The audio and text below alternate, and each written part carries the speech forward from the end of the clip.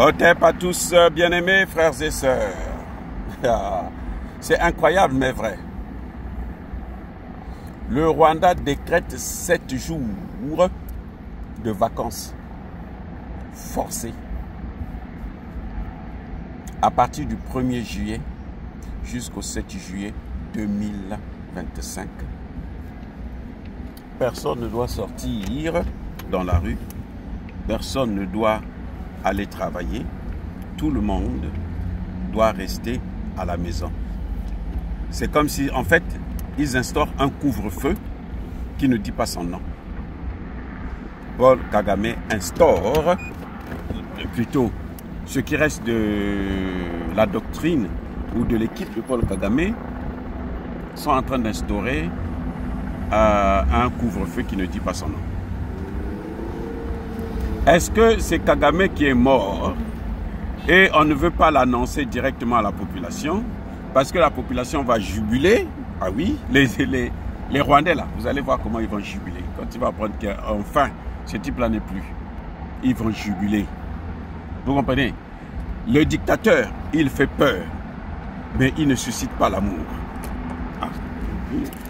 Quand vous êtes un dictateur là, dans tous les pays africains là, vous voyez les dictateurs que vous avez là. Ces gens qui brillent par la répression des populations, qui empêchent même les gens à s'exprimer. Ils ont une particularité. C'est qu'ils pensent que les gens les aiment, alors que les gens ne les aiment pas. Les gens ont peur d'eux. C'est pour ça qu'ils se taisent.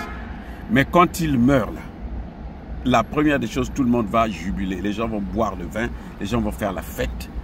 Alors que c'était le moment de pleurer. Personne ne va le pleurer. Sa famille, oui, son fils, ses enfants, et puis le petit groupe qui se servait derrière lui. Mais sinon, les vrais Rwandais ne vont pas jubiler pour ce qu'il a fait. Regardez dans quelle situation il a laissé le pays.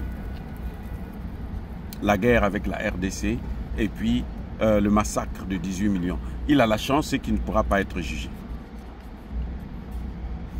Alors, il était en Allemagne parce qu'il était malade. Et est-ce que ce n'est pas les Allemands qui l'ont achevé? Vous savez, les Occidentaux, ils sont terribles, ils sont incroyables. Ces Occidentaux-là, oh là là, ils sont incroyables. Et nous avons le chic, c'est que nos hommes, nos leaders, qui brillent par l'incompétence. Kagame, on disait que son pays était développé, mais il n'a pas d'hôpitaux, hein, pour se faire soigner lui-même. Et on dit qu'il avait développé le pays.